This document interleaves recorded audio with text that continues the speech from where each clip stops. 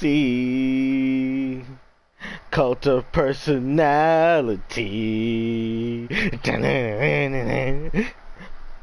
CM Punk is back in wrestling.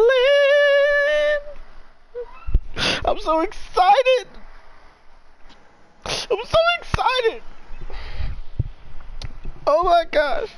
And if you're not excited, then you're fake. Or you just don't watch wrestling. Either one. Oh, it's such great news, man. I didn't think he would actually come back. And I refused to have believed it until it happened. But he is officially back on AEW. Wednesday nights and possibly Friday nights. Oh my gosh. So what? Like, no disrespect to him. So what actually took him so long to actually return? Was he like did WWE do everything they could to blacklist him, or? No. Because like, in fact, Tay, if they have been attempts to get him back on the show. Of course, weren't successful. So he just turned down because I know he went off script a lot. So I don't know if it's like if that was the case. Nah. If there's anything about CM Punk that you can say is that he is very outspoken. Like, I cannot recall. Actually, no, that's not true. There are very few times that I've heard him be very hypocritical towards some things. The main one I can really think about is his stance on his position at WrestleMania 29, but that's the main one I can really think about right now. Nah, the reason why he wasn't wrestling is because, in his own words, he just didn't feel it anymore. He didn't have the heart for it anymore. Especially after what happened in WWE, he just lost his love of professional wrestling. And, it took him a long time to come back. It was a long, arduous process. A journey of ups and downs, happiness, disappointment. His UFC career. Yes. But here we are today in a world where CM Punk is back in wrestling and in AEW, most importantly, not with WWE. Oh, Facts. oh. It's happiness. It's true happiness. No, I'm thinking about it. Tay, what was your first exposure to wrestling? I gotta think about that. I think it was like this was during the time period when like the rivalry between like John Cena and Randy Orton was like at its height. I think Randy was WWE champion at the time. Legacy was still a thing. Okay. And they had okay. I was about to say. See, you can't just say those two names. And, I'm trying to describe it. And this is when like bragging rights happened. 2009 bragging rights. Okay. And I know they had a crazy match, and there was the match between and there was a few between like SmackDown and Raw. While I was digging the whole thing with and then DX had a rivalry with Legacy too, which was pretty dope. Tay, I feel sorry for you that you got into it so late in life. Yeah, especially during that time period. I know, don't get me wrong, I double backed on a lot of things later. Oh, I mean, of course you did, but still. If you got to experience the stuff before then, when they were happening, is what we mean. Because of course, we weren't alive for a majority of the 90s, and even when we were alive, you don't have enough brain capacity to retain those memories from 98, 99. Maybe a few things, but not really enough. But when I first started trying to make an attempt of watching, early 2000s Ruthless Aggression era, me and my stepdad, maybe just me and my dad. I'm telling you, man. I already knew I was an Undertaker fan day one, but with him, the Hurricane, the Rock, you just cannot. The Hurricane matches, man. Oh, that shit. Ooh. I really those are the days that you cannot replicate. Man, for me, I remember I enjoyed the. Sorry, I was gonna say this one thing. I remember enjoying nigga, the Hurricane and Rock segments. Those were just great and hilarious. cause CJ, like at that time you came in, that means you missed like when Matt and Jeff Hardy was with Lita in Motion, man, and it was like everything right in the world. You had Kurt Angle, Kurt Angle is in the best position of his life.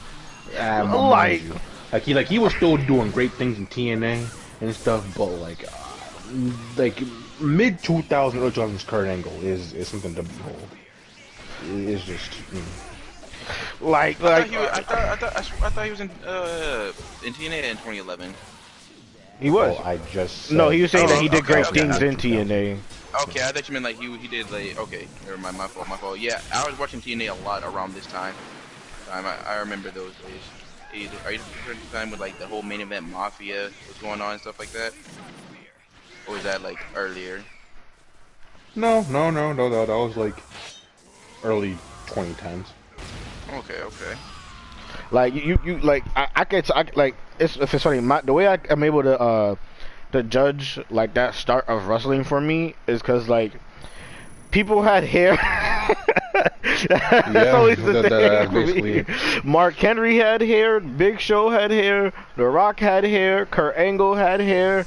A bunch of these people had hair. The Rock had hair. Rock was like He had hair. He used to have hair. Okay. Okay, I thought you meant the time. Okay, never mind. My bad. I'm talking from like when I weird. started watching wrestling. It was still weird. Like to me, it was so weird seeing him with hair. I mean, that's the exact opposite for me. It was weird when all of these people. It wasn't weird, but like when all these people cut their hair, it was like, damn, they cut their hair. Cause like I was so used to them having hair for so long, especially like Mark Henry. Like out of everybody, Mark Henry had the dreads, man. Nigga, all right, you know, Mark Henry would come out, he be shaking the dreads when he come out.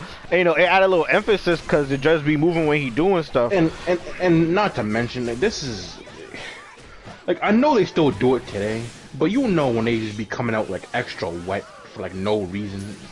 Of course, like, no, it's like for no reason, entrance. just because you know, cause like I'm doing like friction on the mat and everything, when like their bodies are against each other and all that. But like, just seeing this giant man come out, world's strongest shaking, man. You see all the water pop off of him. And it's like, man, there are times where like even before the match, his dreads were kind of wet still. Yeah, that's how they come out. That's what he means when you're saying they come out with the wet dreads. Like it'll be so fire, bro. Like, come on, it was hella intimidating. And then you had his opening song, Cold Classic. That song is fire, bro. Like Kurt Angle, when Kurt Angle had hair, and it made it dope to have the like part of what makes it dope when people have hair when they start out is because you got to do, which they don't do it anymore, but you got to do the hair versus hair matches. And so, like, when Kurt Angle lost his hair versus hair match, like, it's crazy how it just turned out. Like, it was literally, like, a next level within his career. well, see, I like how you like to praise the hair versus hair match, but let's not. Oh, I'm not saying hair versus days. hair, but, like, just hair on the line. No, but I mean, like, let's not forget the glorious days of Vince McMahon in a do-rag. Oh my gosh! Oh my gosh! Why'd you gotta remind me about that? Oh my god, bro! It's an important part of history. The ECW champion. Oh my god, yo, Vince in that do-rag was so damn funny, bro. Vince was so damn funny in that do-rag, bro. It was. Oh my gosh, that was just glory time. But I wonder if yeah, somebody had to teach him how to tie one. of course somebody had to teach him how to tie one. You crazy? Well, I mean, he had freaking Bobby Lashley as his right hand man. He had a black guy on standby. Hey, Bobby Lashley. You had Booker T. Who else is there? Was Shelton Benjamin there? No, he was not. No, R2 was in TNA during that time. Yeah, I had to think about that. And Also, one of my favorite Kingston. WWE songs, not specifically R-Truth, but him and damn Road Dogg. Oh, that theme song was it's the bee's knees. We getting rowdy. Dum, I remember this is like burned into my head. 'Cause I used to like troll my ex-girlfriend with this song because she hated the song, and it was the bestest opening song, and I used to troll with that all the time. You're an asshole. You're a whole asshole. It was The opening song hilarious. was so stupid. I remember, like, I made her text tone, like, anytime I text her, it was just biscuits and gravy. It was great. Oh my god. And with that being said, for the people watching at home, then who exactly is your favorite wrestler of all time? You've been watching since the good old '09. Huh. If I had to, like, crank it down, can I say, like, a favorite face and a favorite heel? Yeah. Go ahead. Oh yeah, so I would say like, and this is like like not just WWE, but like including TNA as well, or keeping it strictly WWE. No. Wrestling as a whole. All right, so I would say oh man, this is tough. This is tough. I think I'm gonna have to give it to Daniel Bryan, and then for my favorite heel because I really enjoyed like his heel run so much, which was the was the Miz. I really enjoyed his heel. Actually, Sheamus was my favorite heel around that time period. Around what time period? That's like around when he debuted on ever since he debuted on Raw, where he had the whole like he was just a brutal like Celtic warrior. Because like I remember on the first match he pushed John Cena off. Man, I remember. That was great. I remember he either I thought it was like so crazy that he put someone into retirement on his debut match, and then dude had That the was a good quickest way like, to debut somebody. and then he had the quickest like WrestleMania win at the time by just broke kicking Daniel Bryan before he even like stepped into the match. You know, it's crazy to think about it that way. That Sheamus made Daniel Bryan, technically. Yeah. Like and then like the rivalry between him and Randy was pretty cool.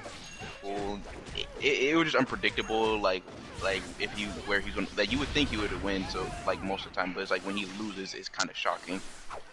And then there was a time where I was on edge when he fought Cena. Like at that moment, they had me on edge for a second. I had no idea who was actually gonna win that match. Alright, Kyrie, your turn. Well, anybody who knows me and talks to me about wrestling, they already know that I gotta put the main man Mark Calloway up there. You know, Undertaker is just a spectacle. I legit Like, thought you were gonna say Undertaker too.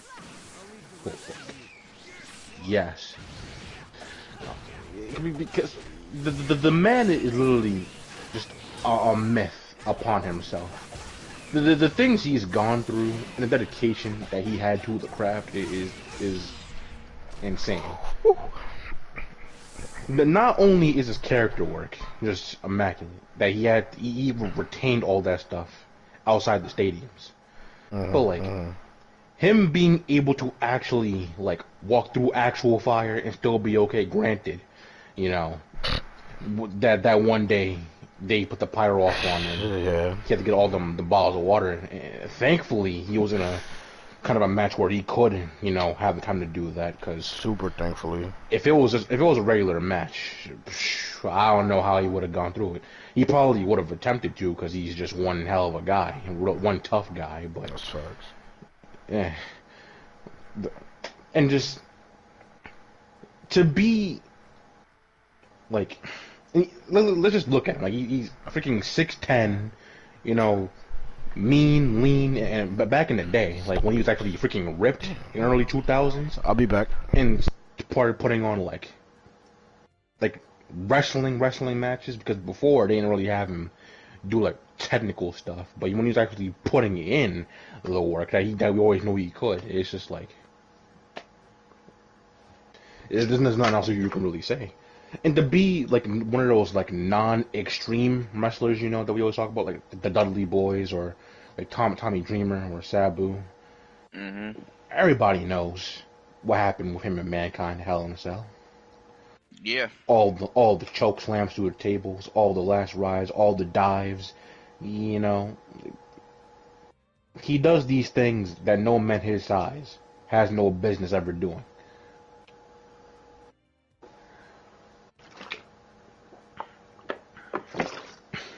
I don't think there's ever gonna be anybody who's gonna top him in my eyes for the rest of my life. I respect that. Who would you say is your favorite tag team?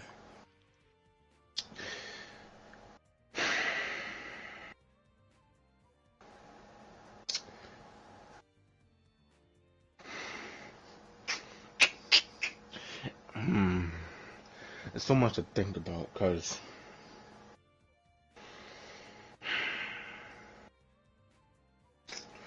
I mean, can't go wrong with the Dudley Boys. Um, I did like the New Age Outlaws for a good while. The Usos, you know, they're still really good. And you know, yeah, I might have to go with the Usos because ever ever since them the New Day, it's like the mid 2010s, been putting on those classics. You can't deny just how good they are at the craft, which is saying something because tag team wrestling is just a freaking gem. But nowadays, the don't know how to freaking do tag teams anymore. And the fact Yeah. that they are still a team right now is a miracle within itself. Yeah. And especially when they had that day one ish stuff come out, they actually even before that they always had an intensity about them. When their entrances, when they would do Hmm. their I don't know what kind of dance it was that they did at their entrances, but those were like you could tell that they came to tussle. And then And when they and I'm had not saying like I didn't like them back then because I definitely did, but like it was when they rebranded themselves. yeah when Like they I had was the like, day one yeah, ish see stuff, now right? now we're talking. Hmm. I still remember the whole like that last bit of the promo. It's not paranoia. It's the Usos. I'm like, yo, that was just clean. That was just way too clean. So then, did you have a tag team then? See, I had for me the Usos was definitely up there, but for me it's like there's the Motor City Machine Guns and I the did Young like them. Bucks Hmm. because I remember I saw them when they debuted in TNA. Then I saw them on when they became members of the Bullet Club, and then here they are in AEW. Like they debuted when I started wrestling, and I've been like watching their career like ever since then. Respectable. And I guess like to round off the list, what about women's wrestlers? Women's wrestlers, who that's I think my favorite my at the time, like especially when I started watching, was Melina, because like Molina. or is that how you say your name, or did I say it No, wrong? no, no, no. That's her name. I'm just surprised. Um, is there was definitely Gail Kim. Mm-hmm. One of the best to There's ever do it. um Then there was Mickey James because like I loved her TNA run. Her TNA run was to me was just so cool, cool Mickey was so great, bro. and that, he like I really liked Eve Torres, but like I don't know, I was just let down at one point in time. Mm-hmm. Uh, and I would say like I think like this should be a TNA wrestler, but oh I do like what they're doing with what's her it's weird. I see her name all the time, and I'm just having a brain fart on it now. What she look like? She has like red face paint. She's like in Impact now. Uh, Wait, uh, now? Like, as in like she wasn't in there before? Like she's in there now. Yeah, like she was in there like way back then. Uh, See, I have to know what you're talking about way back then. Because if you're talking about Rosemary, I like Rosemary a lot. Yeah, Rosemary. That's her name. Rosemary. I see her okay. name all the time. I don't know why I blanked out on it so hard.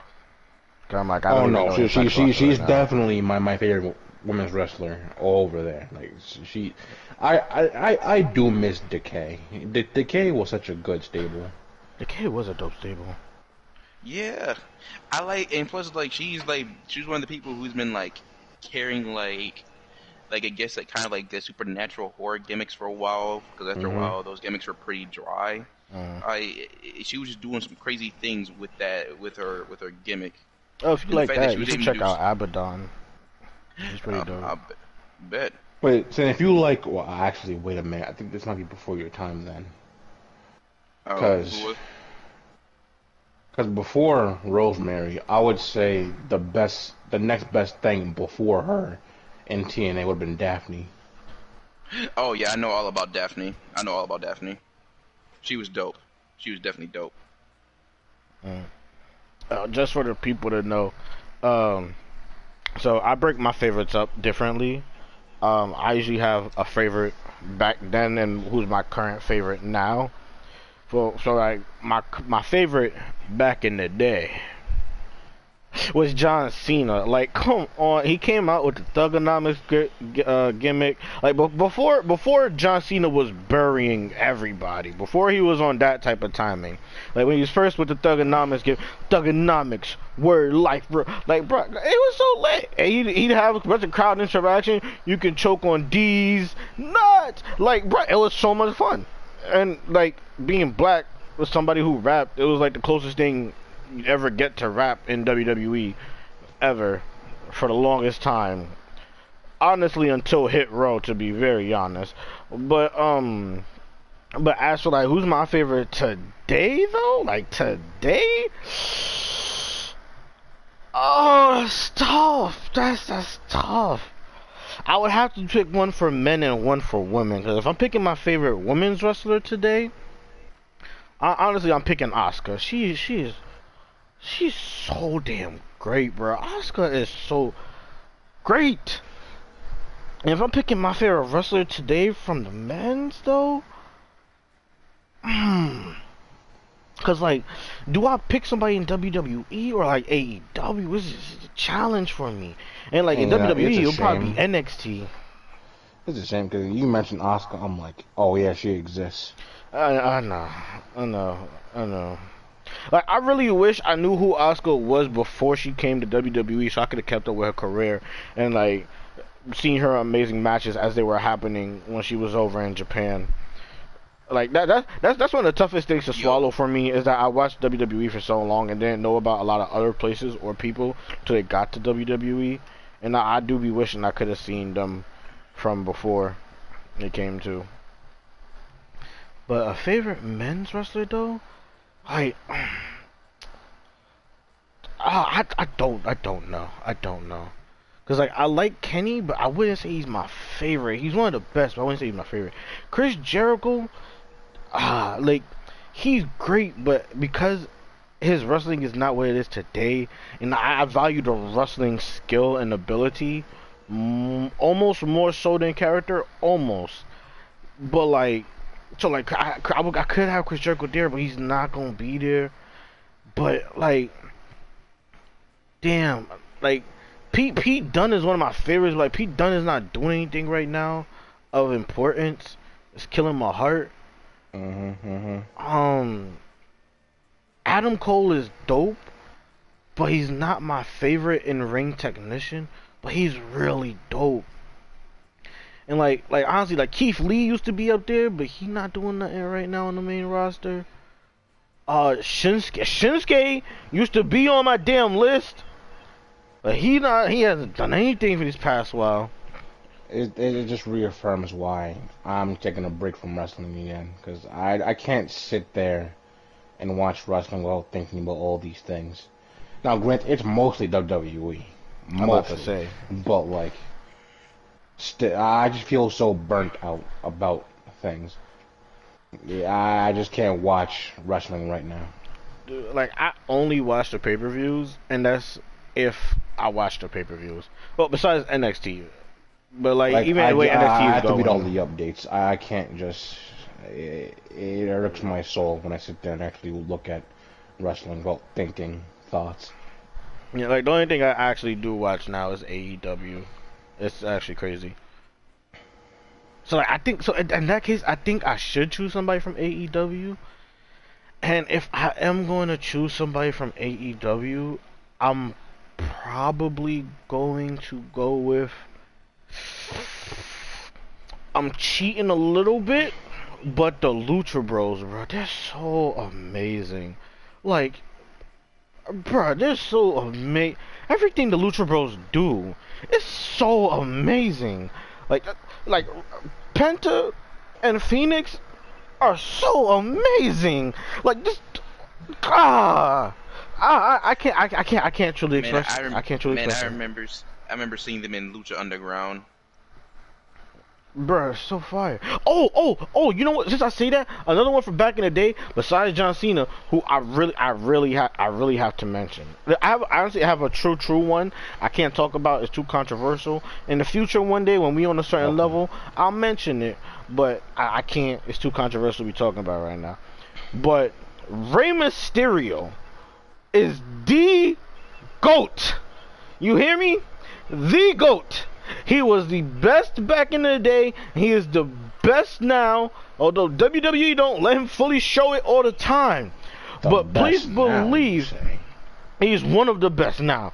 Because like if you saw his run before he came back to WWE, when he was on all the other circuits, bro, his matches was oh my gosh. I didn't even know Rey Mysterio could be a heel. Bruh. Oh my god. Oh, Rey Mysterio matches. Oh, Rey Mysterio is one of the best. Especially to do it from when he was originally doing till now. God, he's so great. And just for back in the day heels, Randy Orton and Eddie Guerrero. Like Eddie is Eddie, bro. Like what Eddie's. Come on. See, Eddie is a fun heel, but when it comes to like. But that's why I got two sides to it. Being like spit in your face, like actual just nasty. Randy Orton, bro. Like, I mean, you might have a different one. Who would you have? No, I mean, he's pretty. If he's not number one, he's definitely like top 3. Cause like, just imagine you just outside with your girl, and then some random dude just drops her, and makes out her unconscious body while you're handcuffed. Like, yeah, I'm gonna be hella mad. And like that's what got me so tight about WWE today too, was cause like they started to have Randy go in that direction for a bit, and it was so fire, cause he's so good at it. But then they stopped. I was like, no, we almost had that old bro. Like Randy with the low cut hair, bro. He was so evil, bro. He was so evil. Like, I don't know how you get more evil than Randy Orton, bro. Like, Bald everything he curse. did, to John Cena's dad, to Triple H's wife, bro, everything Randy did when he stepped in the ring was evil, bro. I didn't hate anybody. Like, I couldn't hate The Miz more than I hated Randy Orton, because Randy Orton was that evil, dog. Like, I don't, like, Miz is up there in my top hills, because that run he had was so amazing, but, like, how are you matching Randy, bro? How are you matching? The Miz hasn't done anything, like, The Miz is, like, a corny heel, and granted, he had the believable time when he did it, but he's still more of a corny heel. Randy was a super villain to the truest form. That man... That he was the villain that killed the hero successfully. Randy Orton was on that type of timing. And like, just look at him. Like, ever since he first showed up in like 2002, he just has that face, that cocky, smug, baby face looking schmuck. Gosh, man, when he would do the smirk, bro.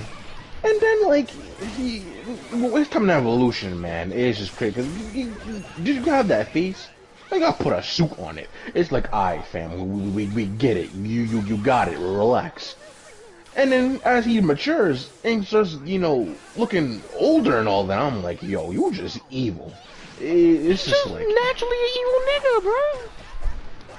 Like I would love for Randy Orton to be a boss in a movie, not a boss, but like the villain of a movie. I would love for this man to be the antagonist, like and not hair Randy beard, Orton, bald Randy Orton. He has the hair, he has the body. Oh, bro, when he was having the 5 o'clock shadow, oh my god, man, how do you look eviler? Like Randy Orton's a good-looking guy. It's like you want to hate this. If you built a pro wrestler from the ground up, this is what you would get. It's like all the women want him, all the guys want to be him. It's like you can never win when this man's around. That and for the consistent, I think almost 20 years now, bro. That man's body slam has been immaculate. It's yeah, the power slam is his power slam just always so smooth, bro. And like not only does he do it, but he always does the clap before he does it, and it's immaculate.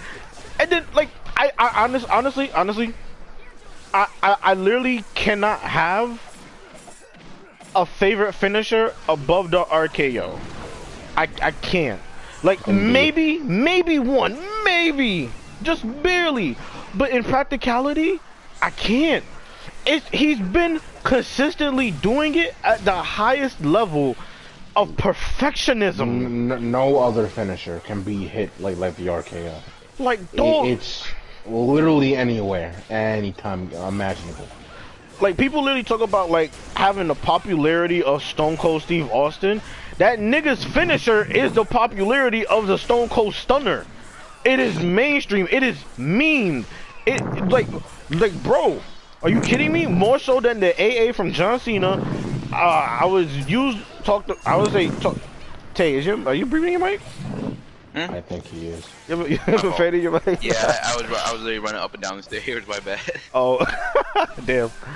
But like that, bro, bro, every time he hit that finisher, bro, like, it is so hard to not get hyped. Like, even when it's a match you don't want to see with Randy in it, bro, you're gonna get excited for every time he hits the damn RKO. Because he does it so beautifully. And even if he's not in a match, if there's like a segment going on somebody he's freaking feuding with, let you be in your match and he come in, bruh.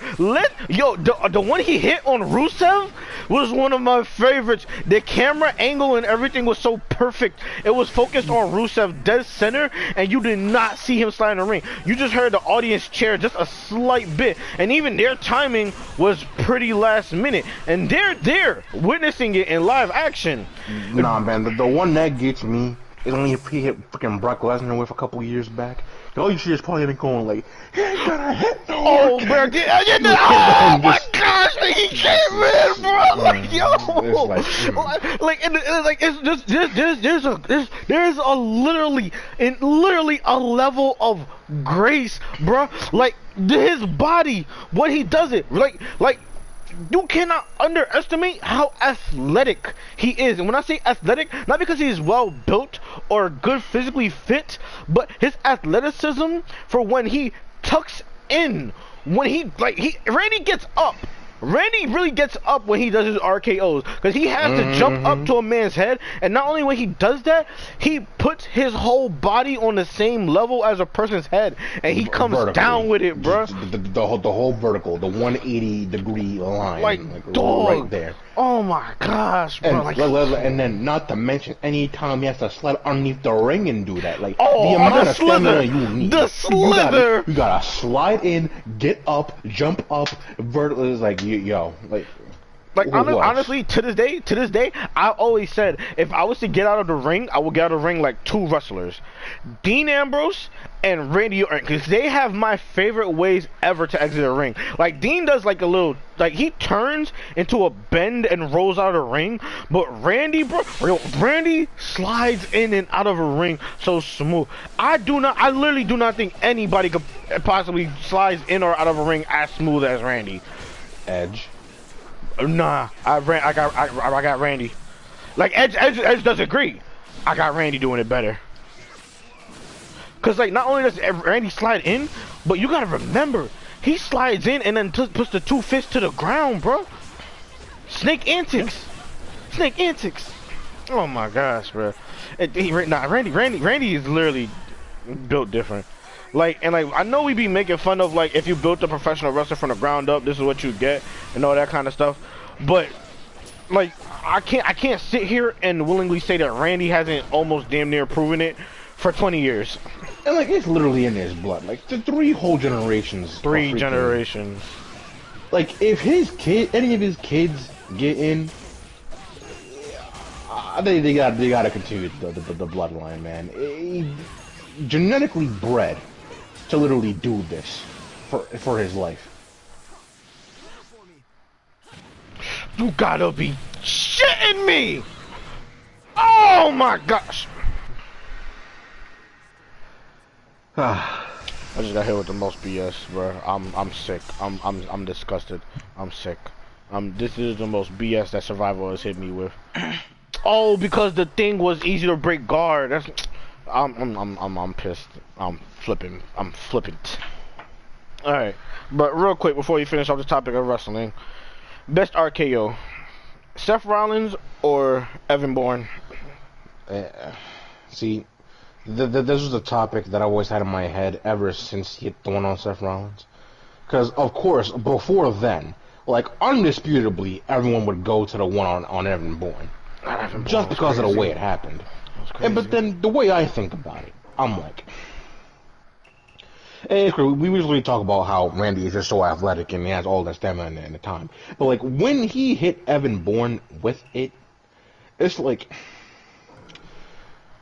the way it happens. Like me thinking about it, it's a little awkward. And granted, it's gonna look awkward because of the way it happened. But the way Evan Bourne came off of the airborne, right? Mm-hmm. He was going to hit Randy, and this happens whenever finishers get counted, right? But like Randy just barely got off the ground, like maybe like 2 inches of him being on the mat, and kind of just like happened to put his hands right there to make it look like he could have RKO'd him. Like it still looked nice. It was kind of crazy. But when you look at that compared to what he did to Seth Rollins, where the man literally jumped off the man's head and flawlessly caught him to knock him out in the middle of the ring. It's like he just flawlessly catch him. It just looks so good. I have to go with the one on Rollins. I'd probably have to pick the one on Seth Rollins too. Tay is dead. I'm present. I just. If you had to pick between two, it just took me a moment to tell you that you're talking about RKOs. I would say Seth Rollins. I would have to say Seth Rollins. You say Seth? Yeah. Alright, with that, like, I would say the only really big difference is like I would say Evan Bourne's he sounded like it had the harder impact. That's because there was a closed roof. Yeah, okay. You meant the pop. All right, got you. And the camera was literally like in their face. It was stupendous. All right, with that being done, I'm gonna move on to a bigger reason as to why we came here. Even though it's not February, we finna discuss Black History. Cause this is how we do it. This is how we do it. Not what anyway. I thought you were getting that. Yeah. Listen, if there's anybody that's unpredictable, it's the writer of Naruto, but that's neither here nor there. No, this is indeed facts. You get aliens out of my ninja show. Man. So, we're going to discuss our top 3 black superheroes, ladies and gentlemen. People with melanin, people with color, People from African American descent. I thought it was like the face of like a superhero. It was gonna be, but then like it'd be because like if we did that, it would be like one per person. It's not as fun. Because I was mad how we're gonna do it like they give us like 3 candidates or something like that, but. Well, I would say our number ones for us would be the debate for who's the face. So we start with our number 3, work our way up, and we get to our number ones. That's what we would if we're going to debate who's the face of black superheroes.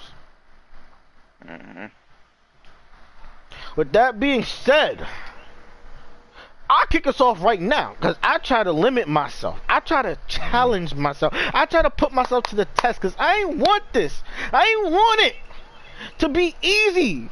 You can choose from Marvel and DC and other comics. I ain't want to do that though. I want to challenge my mind, challenge my soul, feel the ancestor spirit when it move me.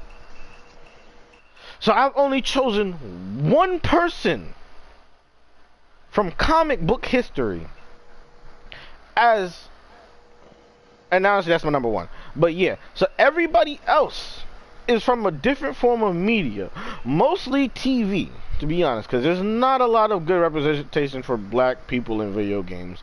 And even the best of the black people in video games, they're not touching any black people from TV shows and comic books. Just keep it 100. Industry, please get on that.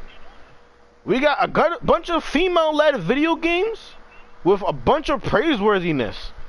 The best video game led by a black person, probably Dead Space 2 or Prototype 2. And it's not enough. Please. And also, please, give us more Afrocentric hair and create a character. Damn. Facts. I'm tired of these bootleg braids as the only option, or having a big ass afro looking like an 80s NBA player on the Harlem Globetrotters. That, or you be lucky if you get a fade. And I don't want to choose the military haircut. I literally always gotta go with the fade. I'm not trying to be bald out here. I'm like, I would like to have. Now, I myself don't have a lot of hair, but I want my character to be feeling the breeze on his dome too. Exactly. I'm making him look cool. So I make him look swagged out. Give me the Static Shock hair option. Give me the new Green Lantern hair option. Give me the rapper hair option. You see all these rappers? You see Sway Lee, Slim Jim, Little Yachty, and Little even Uzi. If you do give me some headgear, make the do-rag look better. Give me some better options. Do-rag in every created character. Every created character. If you're not going to give me my proper hair, give me a Dewey. Yeah. Or a bandana. Give me a bandana. Let me be on my Tupac. Out here in these streets. God damn. Give me my dreads. Give me my locks. Stop playing with us, man. You know black folk exist. I know y'all see us in the media because we got the most watched and popular stuff out here in media. Us black folk. Music, TV, movies. Stop playing with us. Stop playing these. Hey, give us our proper hair. Give us the proper features. And for my light-skinned brethren, give us the proper skin tone. I'm tired of having to look between Hispanic or dark skin. I want to be me. That's what created characters for. Let me be me. God dang. I'm sorry I had to rant on that. I had to speak on it. You have to do it. You have to do it, John. God damn. Back to praising our blackness. I remember when I just make a creative character, I had to be bald most times because the hairstyles was just not it. Man. Man, that's all I got to say right now, man. Man. Thank you, Saints Row. Hey, thank you, Saints Row. Saints Row had all the hairstyles. Even Grand Theft Auto got all the hairstyles. The original Saints Row, not the nonsense that we got now. No, the first 4, consistently they had all the hairstyles and they had the skin tones. Thank you. But back to the topic at hand. The best of black representation within the heroic community. My brothers. Damn, I gotta get Kevin, Dr. Umar out here. Number 3 on my list, though. I am going to choose. I don't know how y'all. I don't know if y'all ready for this. I'm choosing the Red Ranger from Power Ranger SPD, Jack. Okay. Like, if you speaking on black hero representation, you have Power Rangers. All right, and in Power Rangers, we don't have a lot. Well, I mean, we have more than before, but we still don't have. Yeah, but we still don't have as many. I'm not even gonna say that because Power Rangers, honestly, out of most things, Power Rangers probably had the best representation out of most things. Crazily enough. Yeah. I'm not gonna speak on the beginning how the Yellow Ranger was yellow and the Black Ranger was black. I'm gonna slide past that. I'm gonna slide past that. But Jack, honestly, my favorite Red Ranger. Top three favorite Red Rangers. My favorite Black Red Ranger for sure, and in a fire show. Like, I think about that, dude. Who am I ever Red Ranger? That's a different time. That's a different time. But so first of all, like, let's talk about it. He had the look of a black person. All right, he didn't have to conform to the white man sense of a black person with the short haircut. To be quote unquote clean. Too. He want to do what he want to do. That's what I'm saying. And be like, hey, yo, bro, why you on my ass for? Like, I got it done. He's like, let's really get into it. Let's really get into it. First of all, he used to be a criminal. And what happened? He came up. He worked on the force and he handled the real criminals. Let's talk about it. He's trying to get back to the community. He's trying to get back to the community. It's like, all right, let's just get it done. Out here making a change in the community. Like, amigos. Moving from the black man. What's up, Justin? Moving from the black man. So, Red Ranger. I said, oh yeah, Heisman. Yeah, it said Trippy. I'm bugging. I said Trippy, but my mind read Justin's name for some reason. But yeah, great representation. His hair was black. Let's be. He had the not the dreads. Was the dreads or the locks? I'm trying to figure out. I want to get it right. I don't want to say it wrong. I'm pretty sure he had the dreads. He might have had the twist. I'm pretty sure he had the dreads. Talk about it. Even when he talked, he had swagger. When he carried himself in the show, he had swagger. Even when he got his red upgrade, he had swagger, bro. Let's talk about it. He was a great representation of black, he bro. He really did. So I'm telling you. I remember when he got the battle. No, the swap mode, bruh. The swap mode was fire. It's a surprise that he didn't even say nigga throughout the whole show because he was carrying himself like one. He was the most outspoken. And you know he would. He definitely would if it wasn't the kids show. He would have said it. And you know what's crazy too? He was not really crazy regarding his character, but he was the most outspoken when Kruger wanted to act so shiesty when the A Squad came back. That's he fact. was the most No, because they was able to put them on the side. He's like, oh, so here we are doing all this work, and it won't be put on the side as if he wasn't putting in all this work. How many months? He was the most outspoken, and he was on to them too. On top of that, because when it happened, first of all, my first reaction was, oh, so this is how you gonna do us? But then what happened? My son Jack said, oh, this is how you gonna do us. I'm like, that's what I'm talking about, Jack. That's what I'm talking about. Don't listen to you like that. And the man, he had the Blix out. He was ready. He was on go. Man, and that is just third on my list. Then Who want to go Megazord next? Too. The swap Megazord was just The A1. swap Megazord was so fire. And you know what? It's crazy because he's number 4 on mine. He's number 4 on yours? Number 4. Number 4 on mine. Alright, so then go ahead with Kyrie with your number 3 then. My number 3? Now.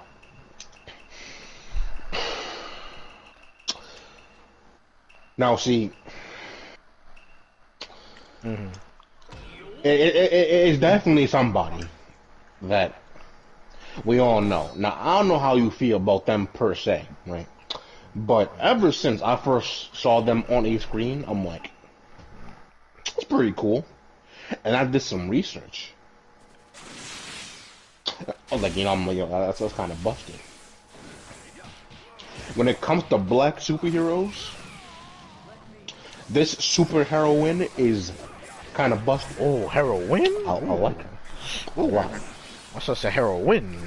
Vixen needs more stuff. Facts. Facts. I was so upset they didn't put her in the Justice Suit, but they put Cheetah in. They had me bent. Vixen And they give Vixen needs a skin. more respect. She is hella ridiculous. strong. She's hella powerful, though. Nah, cause see, when I first found out about her, I'm like, okay, you know, she can use the abilities of animals, you know, without actually turning into them. I'm like, oh, all right. I mean, like the kid in me, I'm like, I like Beast Boy a little more, but let's give her a chance, you know. Of course. Because it is pretty cool that she doesn't have to turn into them, you know. There's merits to that, you know. Of course, right. But then, right, that's all that you can do. Not only prehistoric animals, but mythical ones, like dragons and crap. I'm like, oh, okay, you know what? This is already better. I like that. And then, see, nobody ever talks about this aspect of Vixen, like, at all, right? Because at some point, right, when she was getting, like, corrupted, right, with all the animal spirit stuff, the only thing she could really tap into is the human animal spirit, because, you know, humans are indeed animals, right? Facts, right. Facts. But that allowed her to tap into humanoid abilities, like Kryptonians. She could be a Kryptonian if she wanted to. That's pretty freaking cool. I actually didn't even know that. That's fire. Yeah, I didn't even, What? Yo, she definitely, What? On my list, she definitely shot up. That is like, she was already high up broken. there. she was already up there on my list, but she just shot up on that note. That right is there. the definition of broken. What? But with that in mind, I'm like, why do you keep misplaying Vixen? Like, granted, I was happy. Like in Unlimited, when her and Jon Stewart Green Lantern, the only Green one, no, not the only one of the few Green Lantern actually rock with, right? Fire ass relationship. I was glad when they were a thing. Now it's kind of crazy that John was interested in her and go back to freaking Hawk girl. Shira. I'm like, oh no, wait, no, not Shira, Sierra. That's her name. No, it's Shire. Shire. There we go. And I'm like, come on, John, I get you like her. She's hot. I'm with you there, but you're gonna leave Vixen. She's treating you right, my guy. Hold on. Let's not get it twisted too. In that TV show, Vixen had the Halle Berry short hairstyle and was rocking the shit out of it. And you know what too? She has mad heart too, because she was getting with Wonder Woman at one point in time, and she did not back down at all. That's facts. That's facts. Oh, all that being said, I'm like, they really be putting Vixen on the back burner as if she don't got the stuff. I'm like, she man. She was the leader of Justice League in America at one point. She just needed more stuff in the media. She was that's what I'm getting at. Like, who talks about Vixen anymore? When's the last time? Actually, no, I can't say that, because I know she made an appearance in freaking Legends of Tomorrow, but I don't know for how long. It's not the actual like the main I can't remember her real name. It's like her descendant somewhere along the. No, it's her ancestor. It's her ancestor who had the necklace before her. That's who's Vixen. That's who's Vixen Lynch from. So it's not even the actual Vixen that we're used to. Like, I can't think about the last time, like, she's really been in, like, a decent amount of spotlight. I didn't time that. Put some respect on her name. I like that is busted, bro. How do you not use her more? Like, and to be honest, even if we were talking about, like, even in the DC animated movie universe, like, she has not been used. I don't even remember the last time I saw her in the animated universe, or if I did see her. Hashtag put her in Young Justice in the new season of Young Justice. Make it happen. Make it happen. Oh, that she would be a fire addition to Young Justice, no cap. All right then, that's Kyrie's third. Tay, who do you have as third upon your list? Well, let me plug my controller in real quick. Yeah. Audience at home, did he say plug in his controller? Well, Mike, actually, it's probably gonna die, so you can't speak through the mic if the controller dies. I know. Shit's dead. But my third is also a Power Ranger, who paved the way for all the black leaders, all the black power. Not the first Power Ranger, Black Power Ranger, not Zack. The first like Black Red Ranger, TJ himself. Oh, okay, okay. Because he not only paved the way for Black Red Ranger, he was like, to me, he's considered to be one of the best Rangers out there. He made his way to the best Blue Ranger. He was literally the best second command you could possibly have.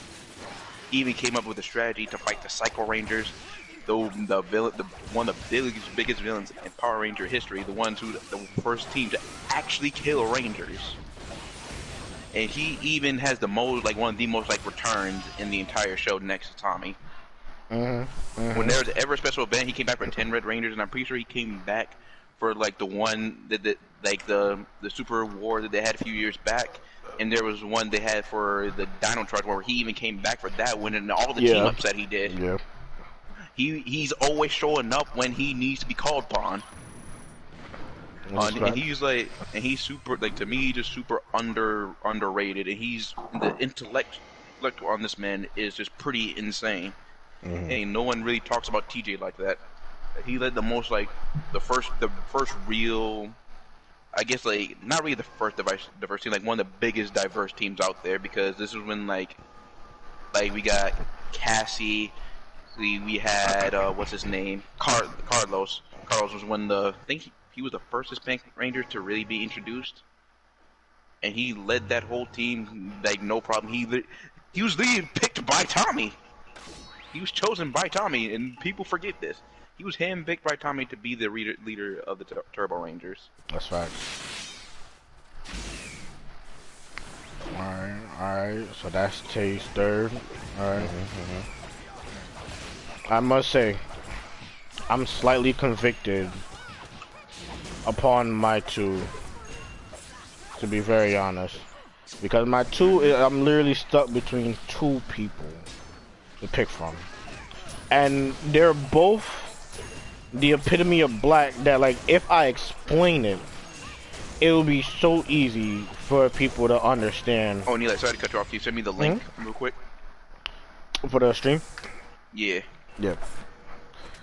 Right, as I explain it, it'd be so easy for people to understand. So I want to say, kind of low-key cheating, but my second place is tied. It is tied. 1.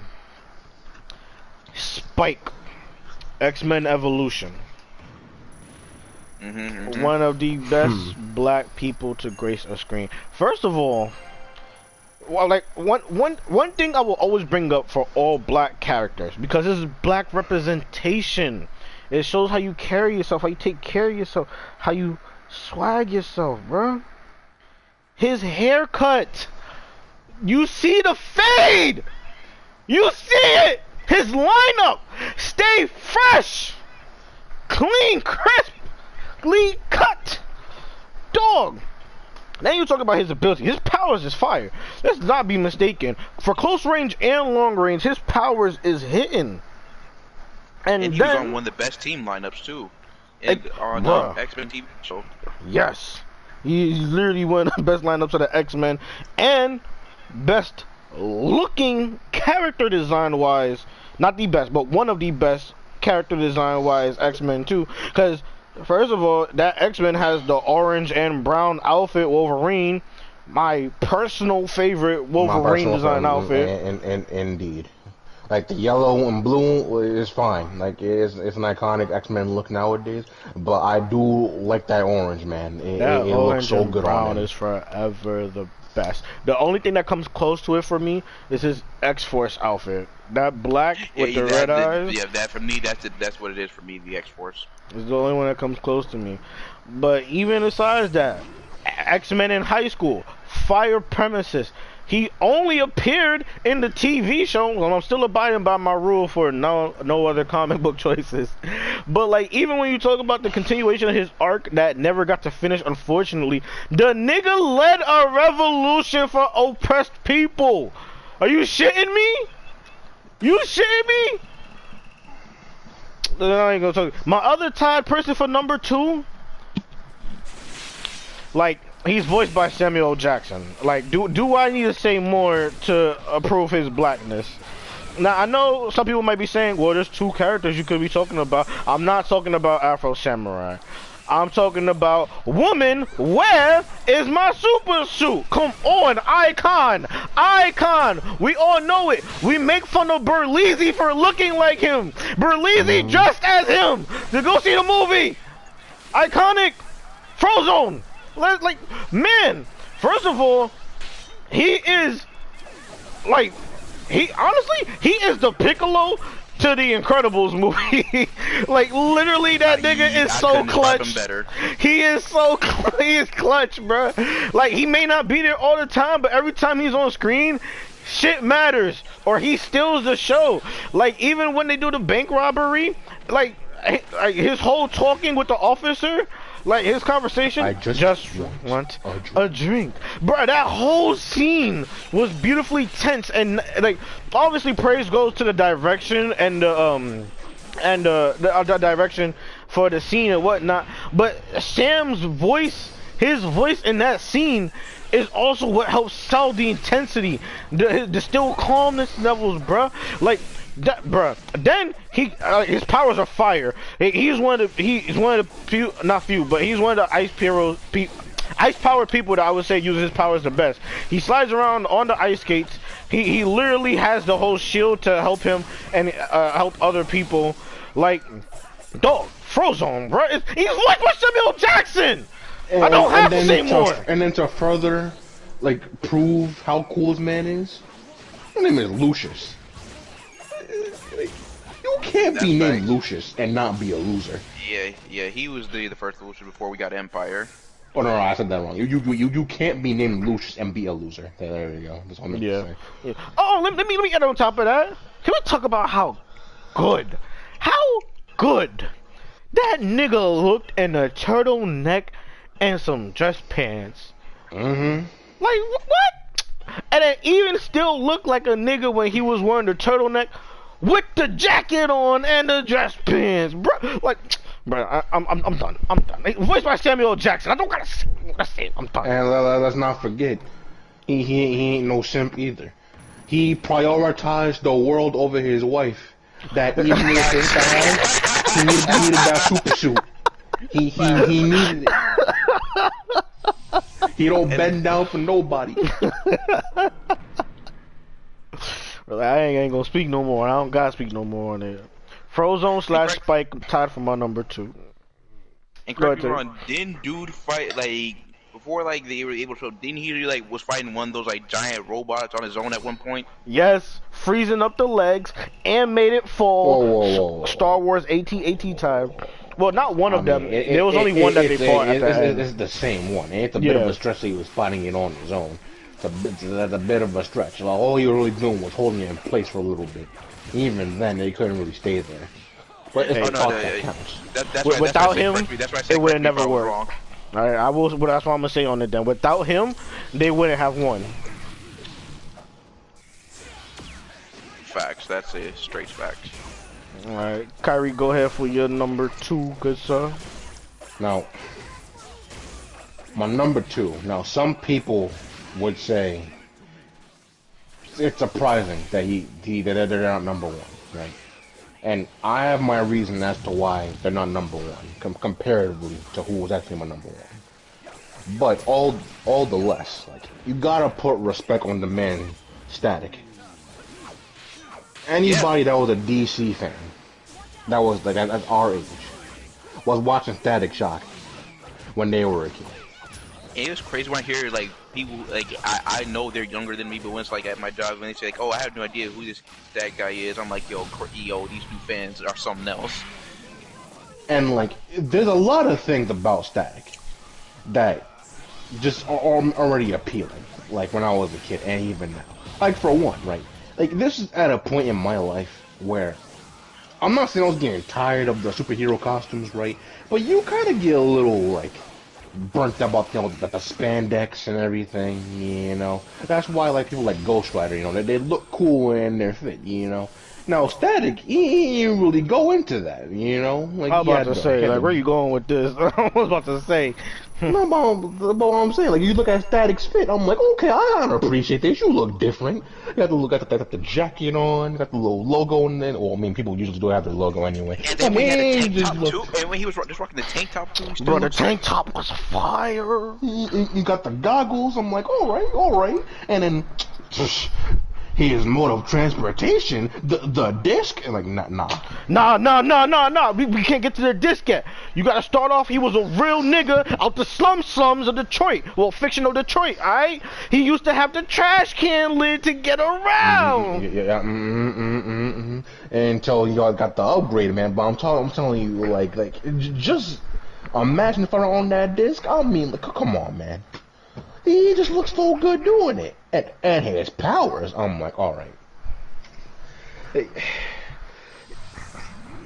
What else can you really say about it? Like, you just look at him. He exudes that guy energy.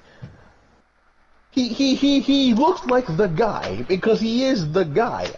And not to mention, in Unlimited, you see, you go to the future and you see freaking like middle-aged man status. I'm like, alright, okay. And on top of that too, you have to think about this too. Who was actually, he had the occasional like teaching every now and then, but who was his mentor? He was one of the very few heroes who did need a mentor like that. He had to learn on, well, more or less on his own. Like, he had the, like you said, he had the moments, but like you gotta appreciate the struggle. You have to. You gotta respect the struggle at least. He was literally protecting Detroit on his own.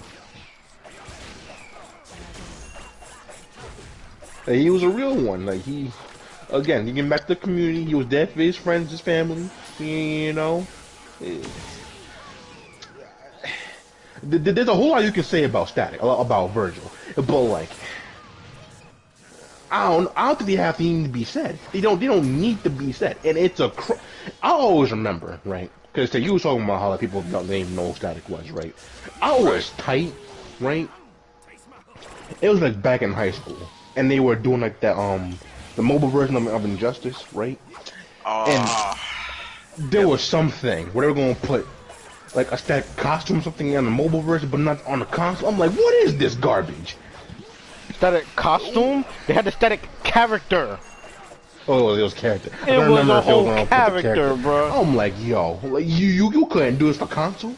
Why mobile? Why Dusty mobile? Exactly, why? He was literally the sickest character on the mobile roster, too. He was a fire-ass character. He was one of the best. Like, they had it twisted at that moment. They really did. I was like, of all the things to promote, you gonna do this? You can't be doing this to me. I was livid. And the way he was just utilizing the material from the disc too was just pretty insane. All the moves, the super moves were just immaculate. But you go ahead, Tay. Yeah, that's all you. Well, number 2 is a pretty common guy. He is the realest Green Lantern, J. Stu himself. Because it's just like a tragedy that the writers treat him like as if he's the number 2 to Hal Jordan. And then Tay, because I gotta bring this up. I gotta bring this up to you. Because Eli, a couple of weeks ago, I found out some information that Hal Jordan needs to go away. Definitely. For Joshua will forever be better. And Hal Jordan. Told me about this. But there was one thing. Oh, I did. Hal Jordan belongs on a list. He belongs on a list. Because I know information a couple of weeks ago, right?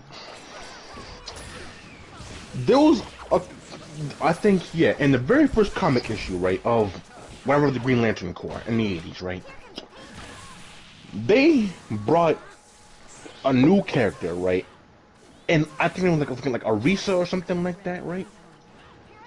Now, granted, she is an alien, but she is a humanoid, and they age just like humans do, right? She came into the Green Lantern Corps as a teenager. She was 13, Eli. And she had a thing for Hal Jordan, right? And with the power of the ring, she would make herself look older. But everybody knew how old she really was, including Hal. But you know what? He didn't care. They had a relationship. They were in a whole relationship. This man, Hal Jordan, and a 13-year-old. Get this man away from me. The Hal Jordan initiative is disgusting. And while they retconned all that down the line, I don't care. It still happened. Retconning. Get this man away from me. Get this man away from me. Where's... That's But yeah, back to an actual good Green Lantern. John Stewart, go ahead, Tank. Yeah, I will say that just further goes to have a reason to have John Stewart higher on the best Green Lantern list. John Stewart is something crazy. Even then, like, remember the whole thing with the Justice Lords? That whole arc was sick, and the battle between them, the dialogue between them was a lot personal. When, like, I think it was Lex Luthor merged with Brainiac, created the clones of them, and then you could tell, like, that one was the emotional battle of always, like, you lost the traitor, loved and lost her forever, and I'm like, yo, why does it have to hit so deep in this fight? And then top of that, he was a war vet. He was a war vet. He had seen action before he got the ring. Yeah. He was so damn cool, man. He, what else? I'm trying to think on like what like his to me like his personal best feat. Existing. And I would say his best feat was like when he was actually leading the Justice League at one point in time. I completely forgot about that, to be honest. Not just like as like just like the original members, the entire organization. He was actually had to pick up the slack on that. Like they continue to just put them on the back burner. Constantly, he's clear that he has he's willing to do anything for justice. I remember like the most craziest thing he did in order to save the universe, he had to kill a teammate, and that broke him to the point where he even like he turned himself in. You know what? No, hold on, Tate, because you just reminded me in saying that, another reason to hate Hal Jordan even more, and another reason why Jon Stewart is better. The injustice! Yes! Fuck Hal Jordan, bro. On everything. Yo, get him out, bro. Get him out. He killed Jon Stewart! Are you kidding me? Betrayed the entire Corps. Oh my God, bro. What? Join Sinestro. For a lie at that too. A lie that had no merit whatsoever. You let people you know are villains lie to you. To disgusting. Your face. And the fact that he was punked by Superman. Oh, I'm like, come on, bro. Okay, sure, Superman. Just to bend down. You lost your willpower just to bend down to this one guy. Who you could beat. Who you could actually beat if you did some stuff. And you had the nerve to get upset when Batman wasn't fucking with you like that. He had every reason not to mess with you like that. You killed Jon Stewart! There's every reason! Oh my gosh, man. Oh, man. Oh, this got me stressed reminding me of that.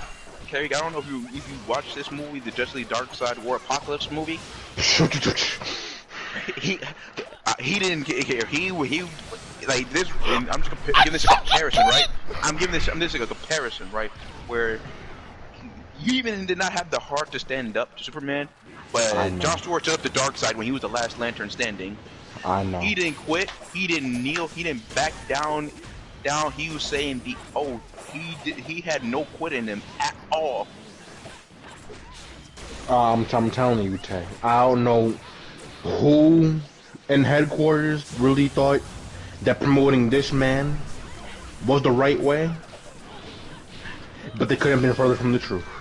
Right. They missed the mark by like five miles. Like Hal Jordan showed to be arrogant numerous times. He literally got his ring swiped by Batman, and Batman said he would openly do it again if he wanted to. Bro, he's Parallax! To his face. He is Parallax!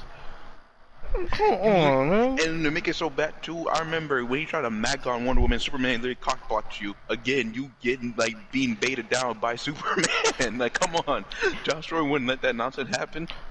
What? John Stewart wouldn't have to spit the game. Wonder Woman would want to be with John Stewart. Real nigga energy, bro. BBC energy. Come out yet? That animated Green Lantern movie, it got pushed back, didn't it? I didn't know about an animated movie at all. No, they were making one like about like 2 years ago, and I know they're promoting it like last year, but we all know how crazy last year was. I just never heard anything since.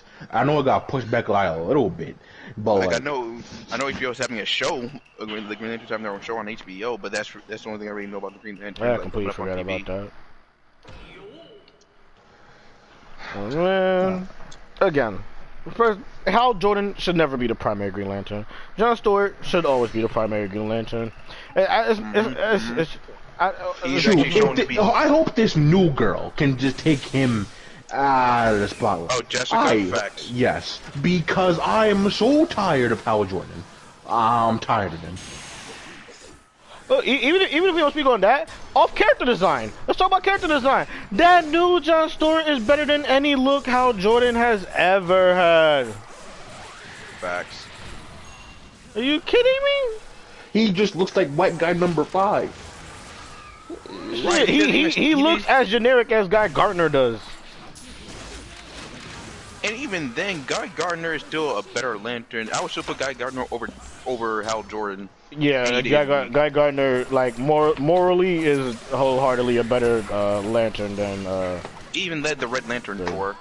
He even led the Red Lantern Corps. Shit, Hal Jordan hasn't been like the best Green Lantern in years, bro. Kyle Rayner is still a better Green Lantern than Hal Jordan. Right. And dude has been mentally unstable for a long time. A very long time. Like, and it took that much. Yo. Oh man, bro. Cleanse the palate. Like, you go ahead. Alright. Get this man out of my First of all, I'm gonna spend a good amount of time talking about this man, cause this man came up before, and I stayed quiet on the topic. That's partially why I didn't want to go in. I know you won't finish it off. I didn't want to spend too much time on it. We didn't even get into the nitty gritty as to why this man is my number one, numero uno, black superhero. Also, just one of my top 3 superheroes ever, nigga, ever. Superhero Static Shock. Woo! What? Is you shitting me? See, that's why I didn't want to even say Static Shock. I know he would come up like at least more once on the list. Is you shitting me? First of all, talking about black people, black superheroes, black excellence, black representation. The nigga is from fictional Detroit. Some. The only other places you competing with for blackest places is Chicago, parts of Florida, and New York City. Oh, and Atlanta, my nigga. And what's even I was about to say, how you put Florida above Georgia? Wait, I wasn't even in order, just general places. Go ahead, Tate. No, I'm saying, asking, like, which hero was in Atlanta? No, I'm not saying superhero, just representation of black cities. If you're talking black cities, got you. Okay, got you. Yeah. So he is from fictional Detroit, alright? Black cities. Then he grew up around gang violence. Black history. He had a mom and dad. Unfortunately, his mom had passed away, depending on his variation. But Yeah, most like, parts, his mom passed away. I thought she was shot. Oh, she might have been. Well, I mean, she still passed away, but like, Yeah, she might have been shot. Yeah, I think I just want to clarify more, like, on it a little bit. But go on, my fault. So even on that, you just hoping my case. His mom was shot, bro. What nigga in the hood can't relate to losing a parent to gun violence? But not only that, it at the same time bucked the trend. He wasn't raised by a single mom. He was raised by a single dad. When most of the time people talking about how black dads in their child's life, and like just to touch on it just a little bit, just a slight bit. People be realizing that part of the reason that black dads aren't in their children's life is not always because they leaving. A lot of people's dads die. Real shit. So that's part of the reason a lot of people grow up without black parents. My nigga, it's not just because they be leaving their kids. They dads be dying from shit that happened in the street. So, bucking a trend while being relatable at the same time, bruh. He went to high school. We were kids growing up watching that, expecting a life of high school. He went to high school, bruh. Inner city, public school, had to deal with bullies, racism from his own best friend's dad. Yeah, I forgot about that. You had to deal with bullies pushing a kid to a point they brought a gun to school and shot somebody. They shot his best friend at that. Thankfully, Richie survived. But nigga, how can you not relate speaking on black excellence? The door? Like, then, oh my gosh, bro. Then we talk about the swagger, the outfits, the look. Like, even when you look at the art style of the show, it looked like something that was drawn by an African-American artist, bruh! Come on, man! And then there's one thing we gotta bring up, too, that put a little bit of respect on his name. When we had the Batman Beyond special, and we seen him in the future, old man Batman put respect on Zack's name. And how often does he do that? But, like, how often? Well, go ahead, Jay, go ahead. That depends, because Bruce will always give credit where it's due. Like we were talking about old miserable Bruce Wayne, like old man miserable Bruce Wayne here. Nah, we don't even gotta talk about old man Bruce Wayne. You know why? Because he met Batman when he was Batman, and even Batman recognized his skill. What are you talking about? What we talking about? Too, he was really young when he got popped from Batman too. He was really young. And invited to the Justice League, yes, nigga. And invited to the Justice League. And he went up them. Black excellence, bruh. Face of black superheroes, bruh. You shitting me? Static went from the bottom to the top, being one of the best Justice League members, one of the best TV shows, one of the best character designs, one of the best stories, bruh. Little Romeo doing the theme song, bruh. Little Romeo. How many people got TV shows where a black person is actually doing the theme? Is you shitting me? Static. Bruh, there's so much more I can say. I'm gonna just leave it right here though, bruh. Static, face of black superhero-ness. Zero to hero. Trash can lid to the flying saucer. Amazing with the powers. We already touched on this. No mentor. All on his own merit, off the strength. I'm gonna end it right there, bro. Static Shock #1. So Static your #1? Static is my #1. Alright, is it my go, Kyrie, or yours? It would be Kyrie. It's mine. Now, and we talked about how there'll probably be some people who didn't know who Static was or didn't watch Static Shock for whatever reason, but a person that people do know, and my #1 for a few reasons. Oh, let me just say this. I'm gonna do everything I can to shit on whoever y'all pick, just out of spite. Well, we already did that the other day when we were talking about him, but I like Cyborg for quite a few reasons. Yes! I respect you, Kyrie. See, as a kid, and even now, like, to this day, I still want to cosplay as Cyborg. If I cut some of this weight off, I could definitely pull it off. I really do feel like I could really be the Stone himself, that guy. And Cyborg, as not only as a black man, but to have gone through what he has gone through physically, mentally. He's been, well, yeah, it led to the mental stuff. But I'm like, you just look at it. I'm like, people have treated him like an actual monster. It's better that you're black, but it's not that you're half machine, or no, 60% machine. And I think they even touched about that in Teen Titans too with Starfire. It's like there's so much regarding Cyborg that is just really tragic.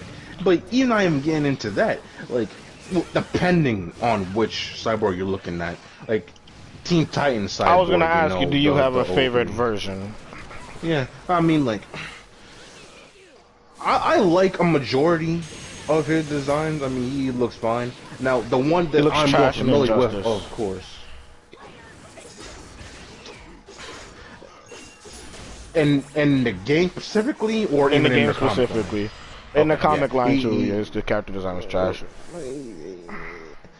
It's not bad. It does look a little weird. I mean, I'm definitely not like the biggest fan of it. Look, it does look a little weird. But of course, the one that I'm more familiar with, as most people are, is of course freaking Teen Titans. You know, like 003. You know, this was when it came out. I mean, like None of his other like, versions are as good.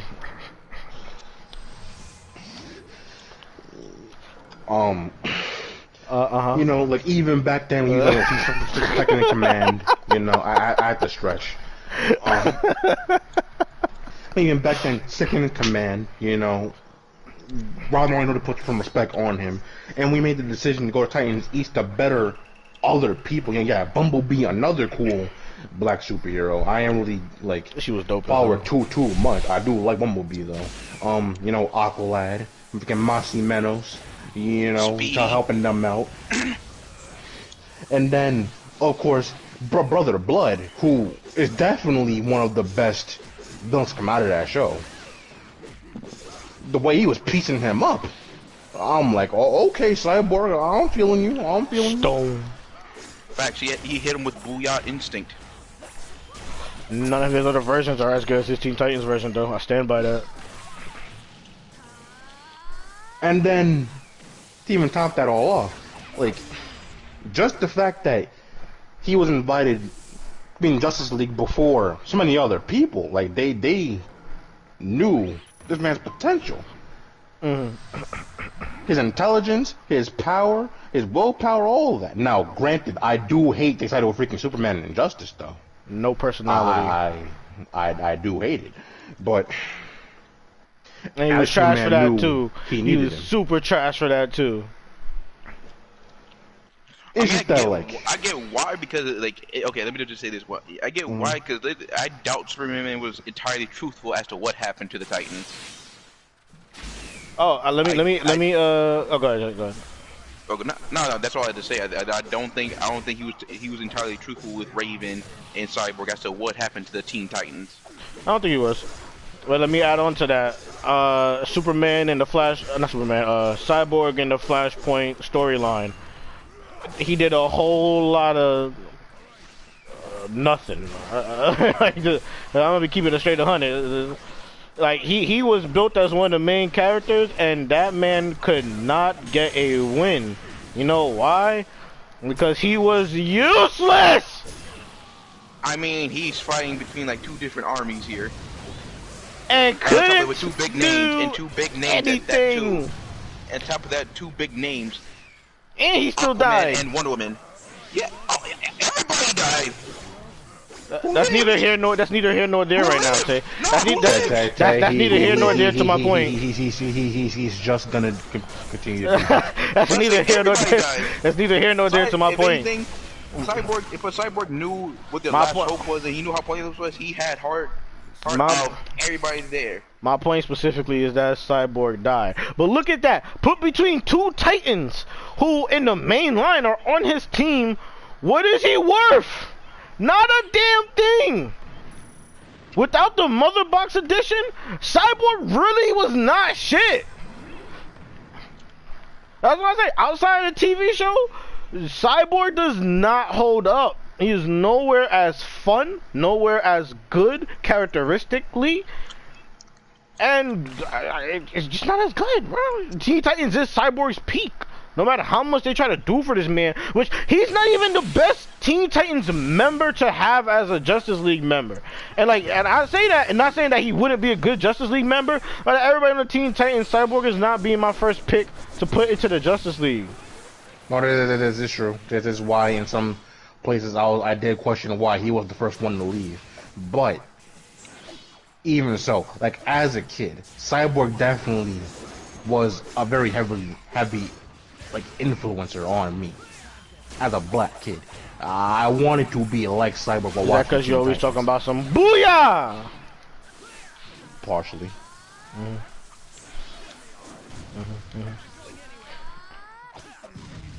Is that it for your Cyborg point? Pretty much. Trash character.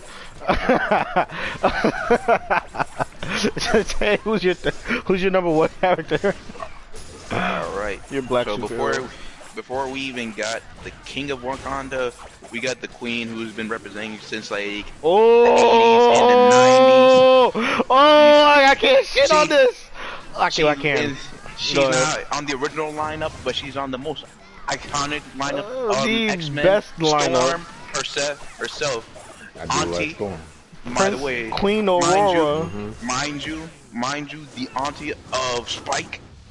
Yes, sir. People, not too many people know that. Yes. That she literally came up as just from like a regular member to literally the Queen of the Con, known as a goddess, to one of the big leaders of the X-Men, and has political leadership. She's been everywhere. So there's TV shows, comics, movie. She's been I just want to say this in defense of her before I completely attempt to shit on her. Also, one of the few people who has garnered Wolverine's respect and that he's willing to be nice to, offer. Like, and even then, and became the head mistress when like Professor Xavier died at one point when Jean was dead. She's always fighting for her cause, fighting for her people, not just the Wakandan people, but for the mutant people. And one of the best movie portrayals too. Halle man, Berry. When she died in Days Futures, man, I heard. That my heart sank. I heard so much. Also, pull off a mohawk. Oh my gosh, can she pull off a fucking mohawk, bro? And her X-Men fits is one of the cleanest fits too. On top of that. Oh yes. No matter which version you're talking about, she does have one of the best fits. Like, she just commands presence. I mean, just look at her, bro. The white goddess outfit, bro. Just the classic white outfit from the '80s show, my nigga. Oh my gosh, bro. And mind you, T'Challa said he's been peeping her for a long time too. She pulled the King of Wakanda. And had one of the I don't know if y'all know this movie, I think it was like Avengers The Next Generation or something like that. It was an animated movie, and their kid had one of the coolest powers. Yo! Their kid was fire as fuck! Oh my gosh. I ain't watched the movie, though. What did they have? Oh, it's just one of the older Marvel movies. So he had the ability to he had the traditional heart herb shaped powers, and he had the partial Panther transformation, right? But on top of that, he had lightning powers as well, and was able to make a panther made out of lightning. He was pretty much Dadoui before he became a thing. He was actually able to make a panther out of electric energy. Okay. And Storm has always been known as one of the X-Men's heaviest hitters. She's I can't think of too many times where she has fallen off that list. And on top of that, she's been recently been known as one of the best fighters because she was putting X-Men swords, and she was her power was removed from the equation, right? And she was fighting straight hands in X-Men swords to a guy who really had the power over death. Like, he could just make things. He had these insects that could just make things die on instant. And Storm beat him. I really. One on one, mind you. 1-on-1, no powers. And then, while my knowledge, well, not my knowledge, my memory of this is a bit fuzzy, but back when magic was first introduced, right? And then she got trapped in between the hellscape and the actual world when she got kidnapped. It was Storm that was helping her stabilize herself and helped her out with freaking using her abilities or whatever. And while I gotta remember exactly what happened. I think an alternate version of her had to die so that she could get out. I really gotta look back at that part of the origin story. But that dude that was trying to freaking take magic, siphon her power and shit, she was piecing him up. I'm I don't know too many people who don't put respect on Storm. If they don't, then You gotta explain that one to me. Yeah, because you have to be an A-grade hater to actually hate on Storm. Especially when been put in work for so long. The only show I can think she really wasn't put in was Wolverine and the X-Men. That's the only one I can think of. Her portrayal in the last X-Men movies were trash. Again, natural hater. Like I said, her. Actually, no. X-Men 2, she certainly improved. No. I said in the newer ones. Oh, in the newer ones, yes. Like okay, Apocalypse and whatnot. Oh yeah. Oh yeah. Man. We don't talk about those. Now we talking about it. It's just the best I got. It's the only way I can hate on her, bro. Well, yeah, that is my absolute #1 right there. I think she was a villain once. I think she was a villain once. I think she was on the bad guy side before. Not on the morality. She had to do what she had to do to survive. No, I think genuinely like she was on the villain side and went against the X-Men before, but I don't remember what the situation was. And then I remember this one villain named Shadow King who literally stalked her and she got him. She's worthy. Oh, she's worthy of Mjolnir. People forget about that. She's worthy of the hammer. Oh shit. You want to pronounce that again, sir? He fudged the shit out of that pronunciation. I'm chewing gum. That is not an excuse. I am chewing gum. And you know what? It wasn't even Mjolnir. It was Stormbreaker. This nigga said Mjolnir. Y'all know what I mean, nigga. Fuck off. Oh, shit. But she's worthy of the hammer. She just says the hammer's just not worthy of her. That's kind of raw. Like, I literally don't have any good ways to crap on her character. And and on top of that too, when the whole like multiverse war was happening, when like people were teaming up with their alternate version themselves, Storm was considered to be the most dangerous version of Thor. She was one of the most dangerous ones.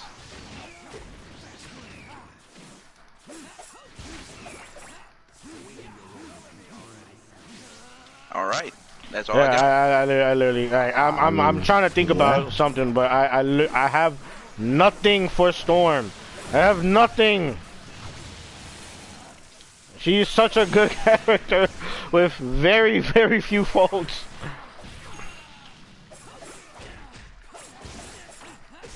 Yeah, I got nothing. I still think that Static is the face. I just got Static as the face by having better positives than her. I don't know. His black origin story is better. Like Static's life could be rapped about. Oh, I forgot one thing too. There's one thing I forgot about. When she was fighting for the leadership role, she beat the main leader of the X-Men. She beat Cyclops. She beat his ass. She beat Scott. Okay, Cyclops. Okay. Yeah, I was gonna say Cyclops. like I get what you're saying to prove that point, but it's Cyclops, man. Come on. She took. It's Cyclops. She even snaps his visor. She snatched the visor away from him. It's Cyclops. It's Cyclops, bro. And even ripped the X off his jacket. It's Cyclops. Beating Cyclops is not a feat. You don't get points for bullying a kid. Like. Oh, okay, I'm not going to say that much. He's not a total pushover, but it's Scott. No, Scott is a pushover. He's strong, yes, but Scott is a fucking pushover, bro. You kidding me? Crazy. It's not crazy at all. How many times has he gone bad? I am not a Cyclops fan, and in the slightest. I hate Cyclops. He is the worst part of the X-Men to me. Out of all of the bad parts of the X-Men. Like, the only good Cyclops was when he had the top, when he had the dome piece as a head top in the old X-Men when Iceman was a snowman. Wait, I actually don't know what you're talking about. I really don't. In old X-Men, when Iceman when Bobby was a snowman, when Beast was a human still, he just had Beast-like features. Like, that is the only good Cyclops to me. That old ass X-Men. You tell me Age of Apocalypse Cyclops wasn't good? Not the movie, the comic. The comic. Oh, nigga, Tay. Yo. I was about to say the comic. You wanted me on the warpath, bro. I was gonna flame the shit out of you. That Cyclops isn't bad. The best Cyclops. That okay. That is the other best Cyclops. I will give you that. Will they send the Juggernaut flying? That is definitely the other best Cyclops. But besides those two, but there is no good Cyclops. Age of Apocalypse isn't bad, but the best two Cyclops would be the original X-Men team and Evolution. But yeah, so Storm beating Cyclops is not something to write home about. The fact is, look, I'm giving her credit that she fought someone for the leadership role and took it. It wasn't much of a fight. You left it at that, fine, but it's not. It wasn't much of a fight. She wasn't promoted. She took the role. It wasn't much of a fight.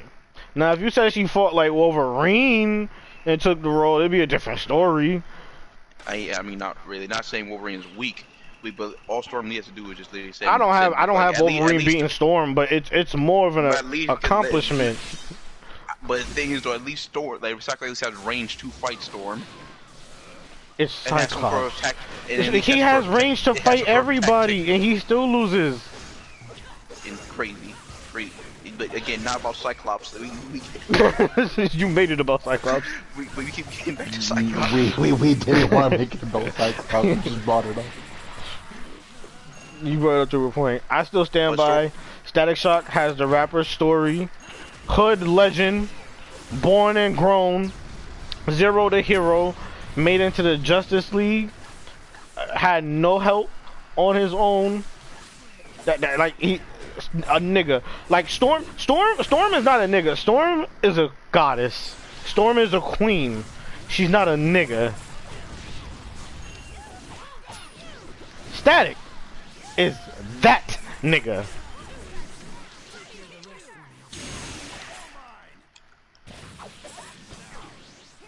So yeah. Oh, honorable mention for my number one, to be very honest. Like honestly, it would be between him and Static if I wasn't limiting myself to one comic book character. But as I made my own rules, Miles Morales, and like, come on, Miles, it's Miles.